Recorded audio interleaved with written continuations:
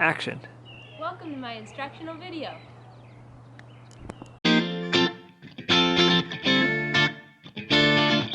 Hi there and happy week 5. Can you believe we are already halfway done with this experience? Give yourself a pat on the back for making it this far and for watching this video. So this week you have basically 4 main assignments, with the 4th one being optional. The first is to continue reading To Kill a Mockingbird at about the same pace, reading chapters 7 through 11. The second is to discuss or analyze those chapters of To Kill a Mockingbird, which, like last week, you can complete one of 2 ways: by completing written discussion notes or tuning into office hours and participating in a class discussion. The third is to pick back up on and do a short assignment about independent reading. I promise the assignment will only take about 5 minutes. And then finally, the optional 4th assignment is to complete a brief 10-minute survey that will help Miss Nelson's student teacher, Miss Walsh, become a real teacher and get her master's degree in education. That survey will be asking you questions about your experience with online learning and how it's affected your motivation. So again, let's remember that this week we're reading chapters 7 through 11 of To Kill a Mockingbird. If you're using the PDF version, which is linked on this document right here, that is going to be pages 57 through 112, which is about the same amount of reading as last week. Second up, again, we'll be discussing and analyzing those chapters 7 through 11. These links will take you to the chapter 7 through 11 discussion notes, which you could complete through writing by yourself.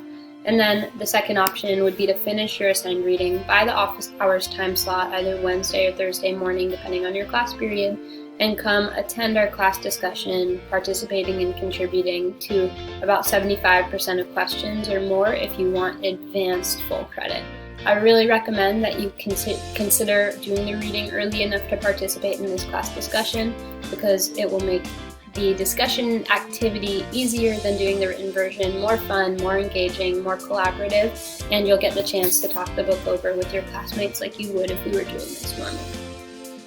Third, it's time for us to get back into independent reading. I'm going to be encouraging you to read a minimum of 30 minutes per week in an IR book, which I expect many of you have already been doing, and now it's time that you can get some point boosting, grade boosting credit for it. So I'd like you to start by selecting a book if you don't have one already, and this guide presented by Miss Magner can help you figure out how to access a book online if you're having trouble finding something to read. Do a half-hour of independent reading at minimum, as we would do if we were reading in class on a Wednesday or Thursday morning. And then finally, complete the Week 5 independent reading assignment, which is available here. The Week 5 independent reading assignment asks you some really simple review questions from the first unit of the school year, storytelling. It asks you to remind yourself of some definitions of literary terms that we discussed in that unit, namely simile, metaphor, hyperbole, personification, and imagery. And then, after finding the definitions in this column, either from memory or by researching online, I'd like you to find an example of each of these literary devices in your IR book and provide it through a quote. If you cannot find an example, just write that in. I'll totally understand, but I'd like you to look thoroughly and come up with at least 3 or 4 of them, which shouldn't be hard to do. And then finally, the only activity left is to complete that optional survey to help Miss Walsh become a real teacher, which again asks you about how online learning has affected your motivation for academic schoolwork. Thanks again for sticking with your work, and please know that I'm here to help you if you need help with anything. You can always send me an email or me a message for support, tune into office hours, or contact me to make a one-on-one Zoom appointment. Thank you again, and take care.